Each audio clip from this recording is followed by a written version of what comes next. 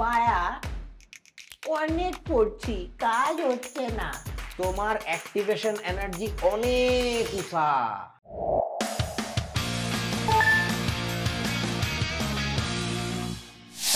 যাই হোক, হইলো আর কি। শক্তি পর্বত বুঝিছো বাবা?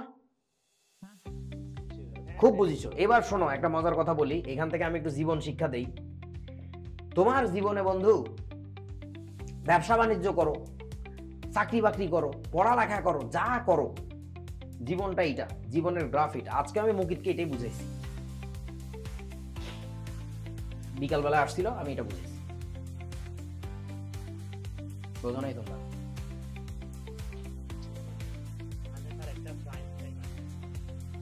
প্রাইম টাইম দেখতেছে বলতে, তোর একটা প্রাইম কষ্টের টাইম আসবে, এটা বোঝে। চূড়া তোর পার হইতেই হবে। তুই একটা বল, একটা পাহাড়ের চূড়ায় একটা বল ঠেলে নিয়ে ওঠার চেষ্টা করতেছিস, এইভাবে একটু কল্পনা কর। এখানে একটা বল আছে, that ball, that rolling stone, you must push it up till to that top. এই টপে যাওয়ার আগে ধর তুই এখান থেকে ছেড়ে দিলি, তোমরা বোঝো নাই আমার কথা, it will roll back and it might also kill you because you are there, boom, dead. তোমরা বোঝো নাই আমার কথা। এফোর্ট দিতে দিতে দিতে দিতে দিতে দিতে ছেড়ে দেওয়া যাবে না। তুমি একটা বিমান চালাইতেছো, বিমান রানওয়েতে দৌড়াইতেছে, অনেকক্ষণ ধরে তুমি থ্রোটল সাইডে ধরে বসে আছো, বিমানের গতি বাড়তেছে, বাট এখনো সে তার ওই থ্রেশহোল্ডটা পার হয় নাই যে পরিমাণে থ্রাস্ট জেনারেট করলে ইট ক্যান ফ্লাই আপ। বোঝো নাই? ড্র্যাগ অতিক্রম করে লিফট বেড়ে যায়, সে উঠতে পারে। তার আগে যদি বলো, স্যার, ইরফান আমাকে ফোন দিয়ে বলে, স্যার অনেকক্ষণ ধরে থ্রোটল চেপে ধরে আসি, হাত ব্যথা হয়ে গেছে, হাত তো পারতেছি না, তাহলে ছেড়ে দে, জাস্ট ছেড়ে দে। ছেড়ে দিলে কি হবে? You'll just be as you are. বোঝো না এই ব্যাপারটা বন্ধু? পড়ে যাবে তোমাকে ধাক্কাইতে ধাক্কাইতে। ওই যে তোমরা অনেকে ন্যাকামি মেসেজ পাঠাও, তোমরা তো পাঠাও না, ভদ্র হয়ে গেছো, এখনো বাইরের ফোলা ফ্যানটা আমাকে পাঠায়, বায়া অনেক পড়ছি, কাজ হচ্ছে না। তোমার অ্যাক্টিভেশন এনার্জি অনেক উঁচা। তোমার যে এনার্জি হিল আছে, সেই এনার্জি হিল অনেক উঁচা। তোমাকে আরো ধাক্কা দিতে হবে। তবে জেনে রেখো, যার এনার্জি হিল যত উপরে, সে যদি একবার ধাক্কায় ওইখানে তুলতে পারে রে বাবা, তোরা বুঝিস না আমার কথা। নিচে নামতে অনেক সহজ বলতে, তার এনার্জি আউটপুট অনেক বেশি পাওয়া যায়। তোরা বুঝিস না আমার কথা বাপ? মানে এইখান থেকে যে ড্রপ করে তার যতটুকু বাউন্স হবে, আর ওইখান থেকে যে ড্রপ করে ইতার বাউন্সিং তার অনেক বেশি হবে। কেউ বোঝে না? সো তোমার যদি কখনো এমন হয় যে তোমার কোনো একটা কাজে যদি বোঝো যে তোমার এফোর্ট অনেক বেশি দেওয়া লাগছে, তারপর আউটপুট আসতেছে, ডোন্ট গেট ফ্রাস্ট্রেটেড প্লিজ। বুঝো তোমার এনার্জি হিল অনেক হাই, কপালের কারণে হইতে পারে, বিভিন্ন কারণে হইতে পারে, আর্থসামাজিক প্রেক্ষাপট, পারিবারিক কারণ, অনেক কারণে হইতে পারে, but if you can reach up to there, তোমার আউটপুট অনেক বেশি আসবে, ভয়ঙ্কর রকমের বেশি আসবে। So just keep on trying, হাল ছেড়ে দেওয়া যাবে না, এটা খুব গুরুত্বপূর্ণ। যেমন দেখ, আমি তোদেরকে অনেস্টলি বলি যে কি বলে, মানে আজকে কেন মুকিতের সাথে এই কথাটা হচ্ছিল, একেবারে রিয়েল লাইফ রিলেট করি, তাহলে তোরা বুঝতে পারবি আর কি। সেটা হচ্ছে, ও এসে বলছে, ভাই আমার না খুব কষ্ট হচ্ছে। কেন? ওই যে এইচএসসি 25 লঞ্চ করতে হবে কয়েকদিনের মধ্যে, বলছি ওরে ভাই আরো ক্লাস নিতে হবে। তা নিবি না? মানে ঘটনা হচ্ছে যে ও তো আগে খাই দাই ঘুরে বেড়াই, এখন তো ওর অনেক কষ্ট বাড়ছে। তোদের এইচএসসি 26 এর ক্লাস নিচ্ছে, এখন আবার এসএসসি 25 এর ক্লাস নিচ্ছে। দেখবি যে তোদের স্লাইডে তাও যা মোটামুটি লেখা টাকা থাকে, এসএসসি 25 এর ক্লাসে কিন্তু লেখা আরো কম, তাই না? দেখছিস খেয়াল করে?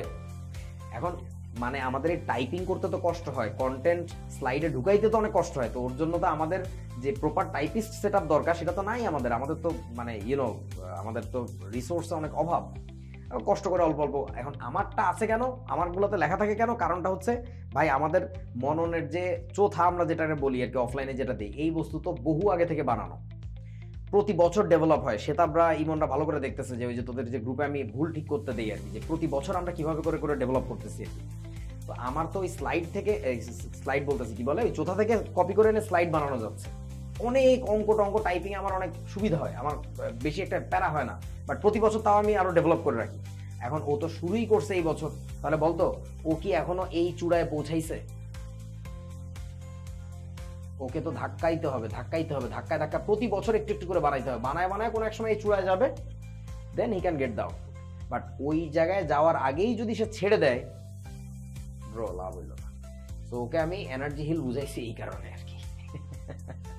পরে বলতেছে ভাই এটা তো ইন্টারভিউটাও করছিলাম, কিন্তু আমি তো এইভাবে চিন্তা করিনি। হ্যাঁ, এই জন্যই তুমি ফেলুদার কাছে পড়া উচিত।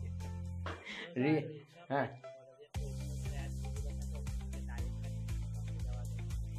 অ্যাসেস নিয়ে, অ্যাসেস না এসএস স্ক্রিনশট, হ্যাঁ নেওয়া যায়, but I believe in at a certain level of standard, মানে ধর তোদেরকে যে পাওয়ার বুকটা দেওয়ার কথা, ওইটা দিতে এত দেরি হচ্ছে কেন? কারণ এই যে আমার স্ট্যান্ডার্ড তো বুঝছ না, আমার একটা লেভেল আছে, আমি ওর নিচে দিব না। মানে এই যে স্ক্রিনশট মেরে দেওয়া, এটা খুবই ছ্যাঁচড়া মার্কা লাগে। এবং বিশ্বাস কর, তোরা জানিস না, তুই যত লো গ্রেডের, লো এফোর্ট জিনিসে অভ্যস্ত হবি, তুই যখন সার্ভিস প্রোভাইডার হবি, কোন একদিন টিচার হবি, কোন একদিন টিউশনই হলেও তো করাবি, কোন একদিন তুই চাকরি করা লোক হবি, ব্যবসা করা লোক হবি, তুই যে সার্ভিসটা দিবি সেটা আরো লো কোয়ালিটির হবে।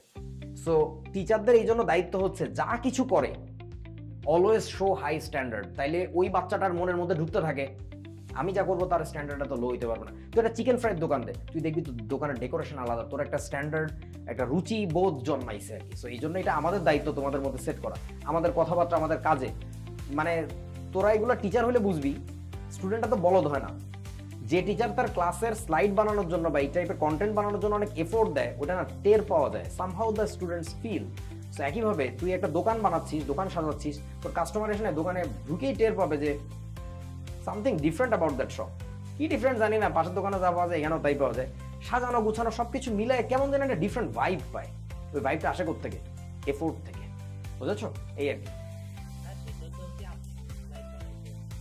ওইখানে তো আমাদের অনেকগুলো অ্যাসিস্ট্যান্ট ছিল, কিন্তু এখানে তো আমার অ্যাসিস্ট্যান্ট আমি নিজে, আর আমাদের আরেকজন অ্যাসিস্ট্যান্ট ছিল, ওকে এখন বাড়ি পাঠায় দেওয়া হয়েছে কস্ট কমানোর জন্য আর কি। তুমি বাসায় বসে বসে দিও টাইপ করে, আর আমার নিজেরটা আমি নিজেই বানাই। মানে আমার কারোরটা বানানো পছন্দ হয় না। ওই যে ওখানে থাকতেও আমি যে কাজটা করছি, জিশান ভাই আমার একদিন বকাও দিয়েছিল। একদিন রাতে মিটিং ফেলছিলাম আমার ওই স্লাইড মেকার টিমের সাথে, 3টার সময় মনে হয়, কারণ আমি ফ্রি হয়েছি যে সময়, সে সময় তো মিটিংয়ে বসবো। ওদেরকে বসায় প্রায় 4:30 5টা পর্যন্ত আমি দেখাইছিলাম যে স্লাইডে এই জিনিস ভুল হয়েছে, এটা এইভাবে লিখতে হয় না, ওটা ওইভাবে করতে হয়। মানে বিতিকিচ্ছিরি অবস্থা। তো ওদের স্লাইড আমার এমনিও তখন পছন্দ হতো না, যা দিত ফালাই টালাই দিয়ে 20% 10% রেখে আমি নিজে বানাইতাম আবার আর কি। ওই জন্য আমার সময়ও বেশি লাগতো। এবং মজার ব্যাপার দেখ, একটু প্রাইড নেই আর কি আমি নিজে। আমি যখন ক্লাস নিতাম, আমি নিজেও জানতাম না যে আমার স্লাইডগুলো একটু ডিফারেন্ট হয়। আমি জানি না আমারটা ভালো হয় না খারাপ হয়, আমি জানি না। বাট মাসরুর আমাকে অনেকদিন বলছে, ভাই আপনার স্লাইড এত দুর্দান্ত কেন? আমি জানি না আমারটা দুর্দান্ত কিনা, ও প্রশংসা করতো অনেকবার, এটা কি পাম মারতো কিনা আমি জানি না। বাট পরে খেয়াল করছি আসলেই তো তাই, যে কোনো টিচারকে আমি দেখি না স্লাইডের পিছনে এত সময় দেয়। মানে আমি প্রতিটা জিনিস সূক্ষ্মভাবে আসলে ভাবি যে এটার পজিশনিংটা কি হবে। যেমন তাকে এই বিক্রিয়াটা আমার তো মাঝখানেও থাকতে পারতো না, আমি রাখি নাই, কারণ মাঝখানে এখানে আমার অনেক কিছু লেখা লাগবে, তো ওই পাশে তো জায়গা ফাঁকাই থাকবে, আমি ওই পাশে লিখি। মানে I micro manage everything like this, মানে স্লাইডের ক্ষেত্রে, চোথার ক্ষেত্রে, বই লেখার ক্ষেত্রে, এগুলো আর কি। যাই হোক, আমি চাই এই গল্পগুলো করার কারণটা হচ্ছে আপনাদের মধ্য থেকে যেন কমপক্ষে 5 জন উঠে আসে, 2 জন উঠে আসে, 1 জন উঠে আসে, যার মধ্যে ওই এফোর্টটা আছে। যে বাচ্চাদের জন্য করতেছি মানে সেরা বেড়া করে একরকম করে দিলাম তা না। Try to B as much excellent as possible. চলো পড়ি। তোর পড়াইতেই হবে তা না, তুই যা কর জীবনে ভাই, ট্রাই টু এক্সেল। হ্যাঁ হ্যাঁ হ্যাঁ, ডেফিনেটলি, এটা তো জীবনের সব জায়গায় লাগবে ভাই। তুই যদি সচেতন মানুষ হোস, তুই যদি মনোযোগী মানুষ হোস, তোর সাথে একটা সাব দোকানদারও দেখবি ডিফারেন্ট ওয়েতে কথা বলে। তোদেরকে আমি আমার সাথে যখন যে কোনো দোকান পাটে নিয়ে যাবো, তুই দেখবি যে আমার সাথে যার একদিন আগে দেখা হয়েছে, দেখা হয় নাই, সেও আমার ডিফারেন্ট ওয়েতে ট্রিট করবে positively, because somehow the way I talk even বোঝা যায় যে লোকটা আসলে ঘুমাইতে ঘুমাইতে আসে নাই, তার চেতনা জাগ্রত আর কি।